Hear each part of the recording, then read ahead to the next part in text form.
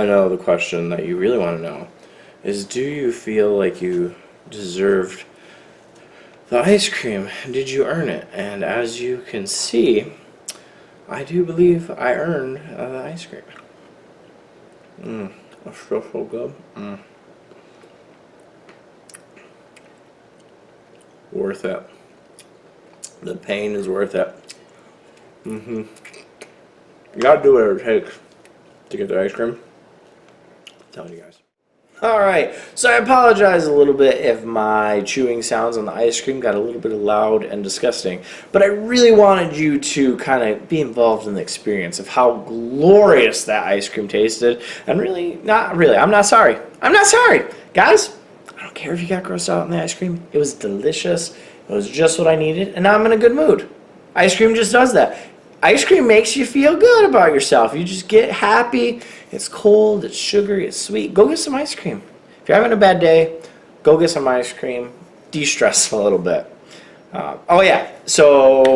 Competition. So before I get into the competition, I want to talk about a couple of things. This is the day after the competition, so I'm pretty sore. Really full body, sore. And everything's still fresh in my mind. So weight first. I weighed in the day before the competition at 262 with all my stuff on in the middle of the day. So I was post-breakfast and everything. The morning of the competition, I weighed in at 260.2. So the reason I want to mention that, last year I was 275 or 276 the day of the competition, and I had actually weighed that much. This year I gained 10 pounds in a creatine loading phase the last 2 weeks leading up to the competition. So my real weight was more like 252, 254. And that's kind of a big deal for me just because that is the lightest I have ever done a competition. And this is probably the best I've ever done in a competition, if I'm going to be honest, at least how I feel. Second big thing I want to talk about is attitude. If you watched last year's commentary video, I was very upset. I made a lot of technical mistakes because I got in my head. I was just grumpy. I was upset all day long. The first event went bad because of some mistakes I made, and then it just carried on through every single event, and it just messed me up. And on top of all that, I tore my labrum in my shoulder and my supraspinatus, and had to get surgery and all this other stuff. It was just a bad time, but my attitude was the problem, and I figured that out. You have to go into this with a right attitude. No matter what you're doing, if you're going to be competing, get your mindset right, because if you let a small mistake in the day mess you up, it's going to just keep going. Don't let it get in your head. So I went into this competition, hey, you know what? I might zero the Viking press, the keg walk, farmer's walk medley. I was not confident about, wasn't feeling good, but I just went into it, hey, I'm not letting any event carry over. Like at the end of the event, I'll talk about it, and then we're on to the next event. We're not focusing on that. So that really helped me a lot. And this year we were really well prepared the day before. We had a good time. Instead of letting myself stress all night long, I ended up taking the day off before, which helped a lot. I was able to sleep in a little bit. I was able to make sure I got good breakfast. We went into weigh-ins. I paid my NAS membership so I didn't have to come in early the day of the competition. We went over a couple of different rules. We then went out to Qdoba, had a good lunch. Glenn, Rob, and Rob's family, good time. And then we went out and saw a movie just so I wasn't thinking about the competition. And then I had a good night's sleep, which was awesome. It was so much better than last year. And because of all that, I was able to wake up Saturday morning and eat some breakfast. Whereas last year, when I was eating the breakfast, I was gagging and trying to puke this stuff up. So I went into the competition with nothing in my belly, and that was not good. You want to have some energy. So the Viking press, the first event, they had the water barrels on there. I couldn't emulate this in practice, but I went in there going, I'm probably going to zero this event, but maybe I can get a rep, and if I can get a rep, let's get 2 reps. And this went really well. I was very surprised. As I said, I'm not even a year post-op yet. Surgery was in November. So I only got 3 months of training in on pressing, and I managed to do 5 reps. And the first 3 felt really good. They went pretty smooth, but reps 4 and 5 is where things started to go bad. I was fighting the water quite a bit. I was having to use a lot more arms than I would have liked, and it ended up causing me to lean back quite a bit, which stressed out my lower back. And I started thinking to myself after rep 5, man, that was hard. I need my lower back for every other event. I don't want to get a cramp here. I don't want to hyperextend and hurt something. And my arms are feeling dead. Unless I can get some good leg drive, this is it. So I tried a pop. It didn't feel good, so I didn't press. And then I moved my legs a little bit and drove a little bit. Didn't quite get it high enough, and that was it. So I'm happy with that. 5 reps, not even a year post-op. I mean, that's pretty good. Doc, you did a good job. And frozen shoulder kind of sucks, but at least I can press, right? So arm's still atrophied. It is what it is. But I was pretty happy with that. Now, as far as the competition goes, because of that being in the bottom 4 or 5, I ended up tying for this place. I don't know if I wrote that in the competition video, but I tied, so I only got 3.5 points. So that how they do it in strongman is if you tie, they add the points together and divide it by how many people tied. So one of us would have gotten 4 and one of us would have gotten 3, but because we tied, we got 3.5. For reference, first place got 10 points. So as you can see, just that one event took me out of the running for first or second. And I'm okay with that. I knew that going in. I didn't 0. Awesome. Next event was the one that I was really dreading because I wasn't able to really get my hands where I wanted to be or my grip where I wanted to be. That long off deadlifting and doing farmer's walk put me in a very weak state. I could pick up the weight all day, but holding it, I couldn't do it. In training, I never managed to make the turn, and I never could walk it back. So I knew I could go down. And in training, we worked up to a 230-pound keg because in the competition it was going to be 240 pounds. And I figured, you know, kind of like what you would do in a peaking program for powerlifting, we trained going from 200 all the way up to 230. So when we came into 240, our body was prepared for that, but we weren't beating ourselves down at 240. However, when I got to the competition, when I went to warm up on the kegs, you know, I picked up a 150, got a couple of lifts in there, then I picked up the 175, picked up the 200, started looking for the 240, couldn't find it. All I could find was the 250 and then the 300s. So I went to Tony, I'm like, hey Tony, you see that 240? He starts looking, he's like, I don't see it. I'm like, yeah, we're doing 250. So that's a completely different attitude than I had last year. So I went to Glenn and I'm like, hey Glenn, guess what? I could do 250. He's like, oh man. I'm like, yeah, I already was going to have problems with this event. So it was 20 pounds more than I had trained with and 10 pounds more than I was expecting, which took a lot more out of me. But I did that fast. I was excited about that. And then they did another change, which they announced a week and a half before the contest. So it wasn't time to train this. Instead of taking the keg down 60 feet and setting it down and then picking up the farmers and walking 120, you had to set down the keg, had to be upright, and wherever you set it, you had to then run back 60 feet, pick up the farmers, run 60 feet down, turn around the keg, and come back. That running, if you were an in-shape individual, you probably wouldn't have cared. For me, that took a lot out of me. That's an extra 60 feet that I had to move quickly that I had not prepared for. And when you're fat and out of shape like I am, that's a problem. So the keg went really good. The run back, I tried to go as fast as I could without hurting anything. And this is where I made my first technical mistake of the day. I didn't check the farmer's width. So if you're going to do a farmer's, make sure wherever the spotters put them is a good place to pick it. They put it about this far away. I want it like you can't even see it on the camera, all right? I have a wide stance. I walk like a bow-legged duck, and I need my waddle room, and I didn't have it. But you know what? I didn't let it get to me. I just kind of looked at it. I was like, oh, okay, narrow pick, and put my legs together. Never done it this way. Picked it up, and then you can see in the video, I pushed my arms out to where I need it to be, start walking. The way down, pretty good, pretty solid. I took the turn, and I had already discussed this with Glenn and strategized, and he didn't listen to me on his run. But as soon as I made the turn, I set it down. I already knew I probably wasn't going to finish the way down. I didn't want to fight the turn because that'd take a lot out of my grip. It'd just stress everything. It's easier to set it down so when you pick it up, they're controlled. So I picked it up. When I picked it up, I realized, hey, my hands are totally done right now. I walked as far as I could, and then I dropped it, and Aaron said 10 seconds, 10 seconds left.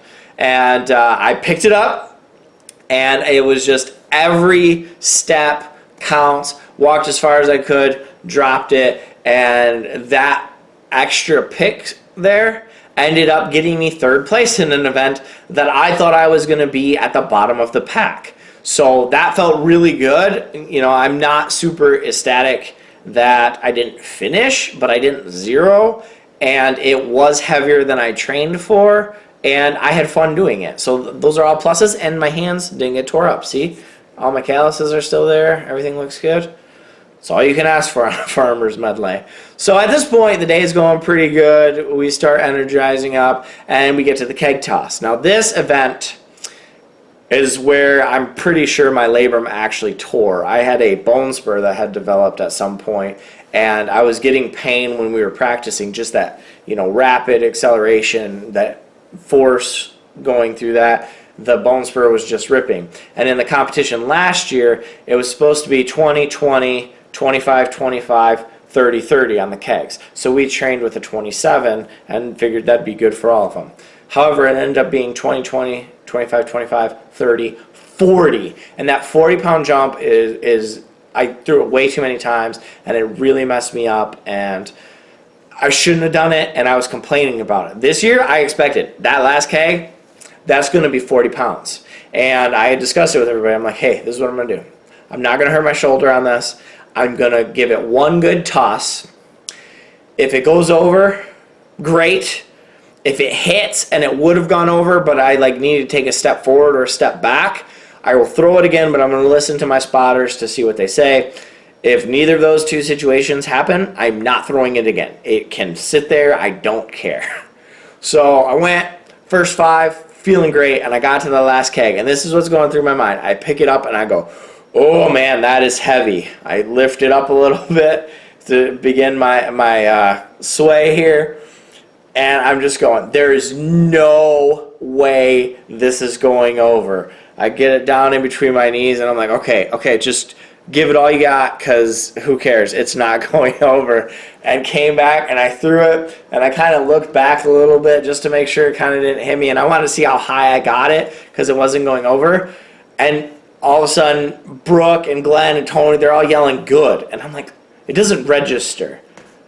And I kind of look back at them, and I'm looking, and they're like, good. And I'm like, are they kidding me? I'm like, did that really happen? I start walking away. Now the camera shut off, but you can see this grin start to form on my face.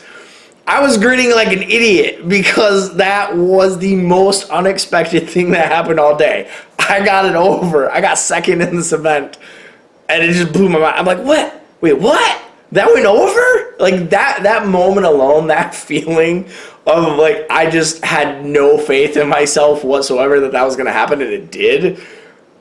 It made the whole event worth it, and I'm glad that it was that heavy keg, and I got revenge on it for hurting me. So you went down, keg. I hope you enjoyed your flight.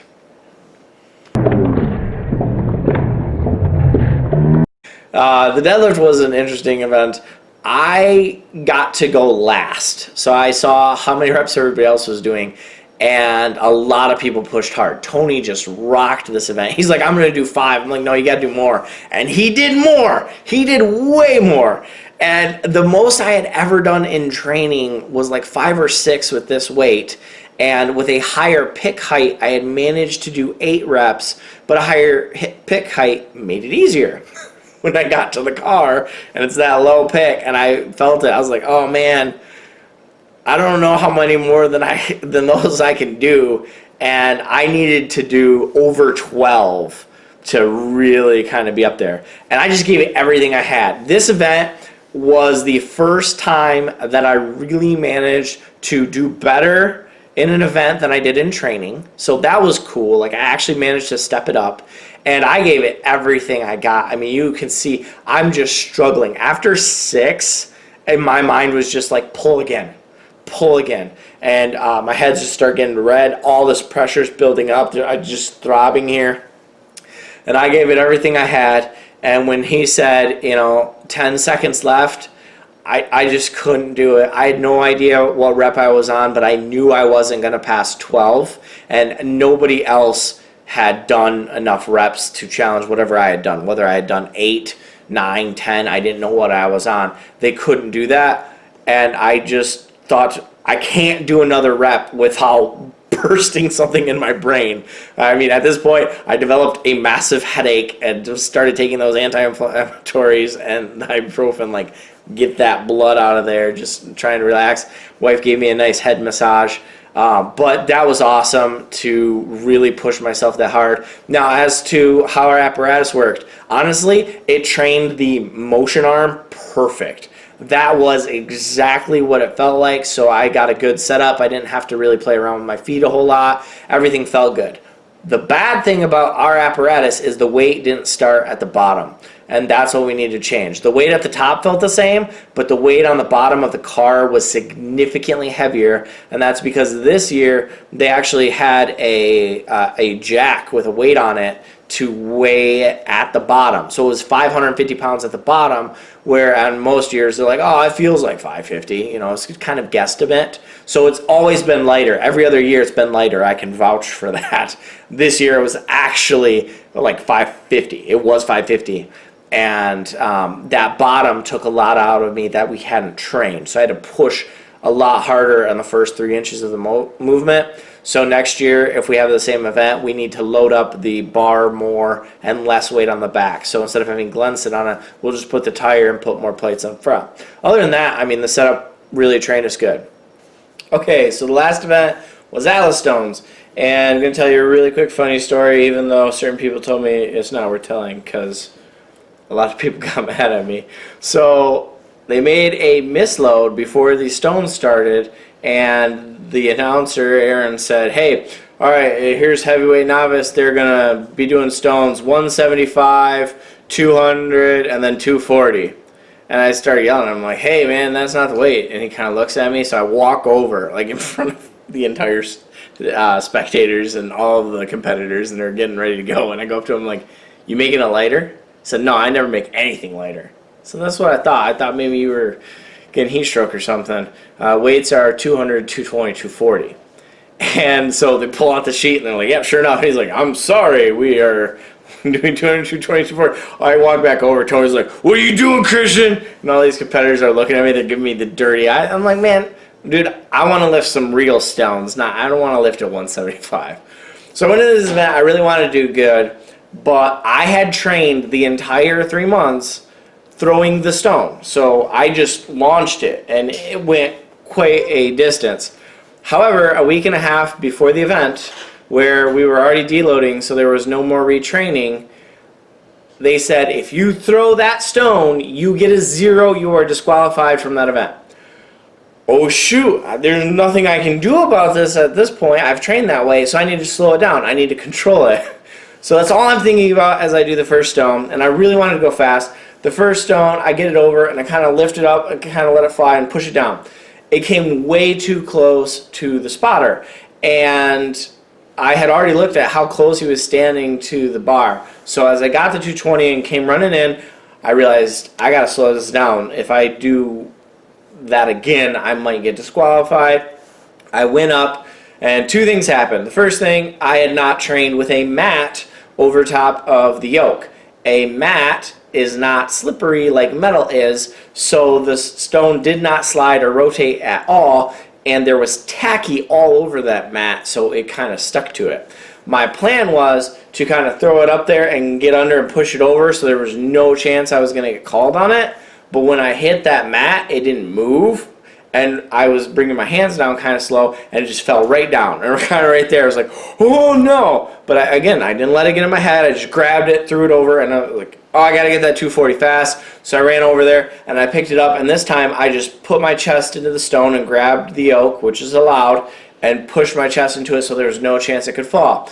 So overall, still did pretty good on that event. However, because I made that mistake, that did cost me third place overall. I was 0.5 points away from third place, and that, I think, would have made the difference. The other thing that would have let me, I think, win that event, and maybe that's overconfident, but if I could have thrown those stones, I'm pretty sure I would have had that. But that's it for the competition. Overall, feel really good about it, really happy, had a lot of fun. If you are even thinking about competing and whether or not you should, go do it. It doesn't matter what sport you do, bodybuilding, physique shows, you want to do powerlifting, CrossFit, doesn't matter, go do it. It is fun. You will learn things. You will push yourself harder than you ever would have. Like I said, I got a bunch of PRs. I only have been back training for 3 months, and I set PRs that were better before I tore my labrum and had surgery, and I'm still not back to full strength, but I managed to push myself and got some PRs. That's awesome. When you have a competition, you pay that money saying, I'm going to be there. You have to be ready. It forces you to be really good with your training. It forces you to be on point with your diet, especially if you're cutting or doing something where you got to trim down and be lean. Or if you have to bulk up and get heavy like I did, it will make you better at what you do. So I cannot recommend competing enough. If you have any questions about the competition, leave a comment and I will get around to that. I'm going to try and have Glenn do some commentary later this week or possibly in 2 weeks. I am going on vacation, and I do have a bunch of videos coming out soon on what's going to be coming up next for us. And yeah, that's pretty much it for this video. So go lift something heavy.